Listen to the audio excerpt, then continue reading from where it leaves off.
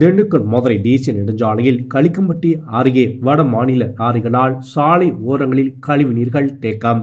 சாலைகளில் மணல் குவியலால் தொடர் விபத்துக்கள். சாலைகளில் உள்ள மணல் குவியலை அப்புறப்படுத்த வேண்டும் சமூக ஆர்வலர்கள் கோரிக்கை. சின்னாளப்பட்டி திண்டுக்கல் மதுரை தேசிய நெடுஞ்சாலையில் களிக்கம்பட்டி அருகே வடமாநில லாரிகளால் சாலை ஓரங்களில் கழிவுநீர்கள் குளம்போல் தேங்கி நிற்கின்றன.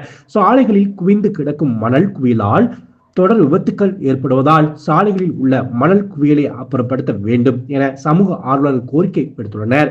திண்டுக்கல்லில் இருந்து மதுரை செல்லும் தேசிய 4 வழி நெடுஞ்சாலை களிக்கம்பட்டி அடுத்த உள்ள தபாவில் வடமாநில கனரக லாரிகள் இரவு 7 மணி முதல் காலை 7 மணி வரை 12 மணி நேரம் நிறுத்தி வைக்கப்படுகின்றன.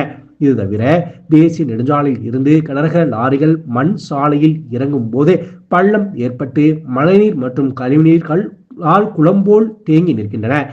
மீண்டும் லாரிகள் கிளம்பி செல்லும் போது லாரிகள் மூலம் சகதி மணல்கள் சாலைகளில் படிந்து விடுகின்றன. இதனால் களிக்கம்பட்டி தபாவில் இருந்து செட்டியப்பட்டி முனியப்பன் கோவில் வரை சுமார் 1/2 கிலோமீட்டர் தூரத்திற்கு சாலைகளில் மணல் குவிந்து கிடப்பதால் இரவு நேரங்களில் வரும் இருசக்கர வாகன ஓட்டிகள் சகதி மற்றும் சாலையில் படிந்திருக்கும் மணல்களால் வழிக்கு கீழே விழுந்து விபத்தில் சிக்கி வருகின்றனர். அம்பாத்துறை காவல் நிலையம் மற்றும் தேசிய நெடுஞ்சாலை நிர்வாகம் சாலையின் ஓரம் நிறுத்தப்படும் வெளிமாநில லாரிகளை அப்புறப்படுத்தி முறையாக தேசிய நெடுஞ்சாலை வாகனங்கள் நிறுத்தும் இடத்தில் நிறுத்தி நடவடிக்கை எடுக்க வேண்டும் என்று சமூக ஆர்வலர்கள் கோரிக்கை விடுத்துள்ளனர். இதுகுறித்து தமிழக வாழ்வுரிமை கட்சி ஆத்தூர் ஒன்றிய தலைவர் வெள்ளோடு எஸ் வேளாங்கண்ணி கூறுகையில், இரவு நேரங்களில் தபாக்களில் நிறுத்தப்படும் வடமாநில லாரிகளால் தொடர் விபத்து ஏற்படுகிறது. மேலும் லாரிகள் பின்புறம் முகப்பு விளக்கு பகுதிகள் எரிய விடுவதில்லை.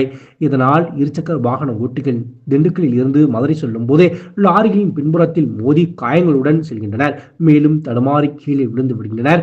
தேசிய நெடுஞ்சாலையில் நிர்வாகம் சாலையில் குவிந்து கிடக்கும் மணலை அப்புறப்படுத்துவதோடு சாலையின் ஓரமாக ஏற்படுத்தப்பட்டிருக்கும் பள்ளங்களை மூடி கழிவுகள் நீரை வெளியேற்ற வேண்டும் என கோரிக்கை விடுத்தார்.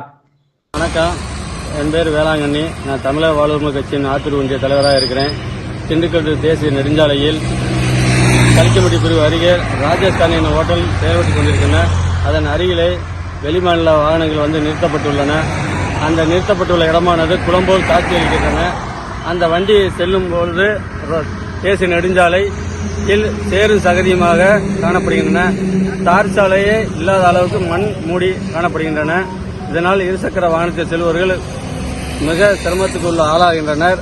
இதனை தேசிய நெடுஞ்சாலை ஆணையம் கருத்தில் கொண்டு இருசக்கர வாகன ஓட்டிகளின் சார்பாகவும் தமிழக வாழ்வுரிமை கட்சியின் சார்பாகவும் இதனை சரி செய்யுமாறு வேண்டுகோள் விடுக்கின்றோம்.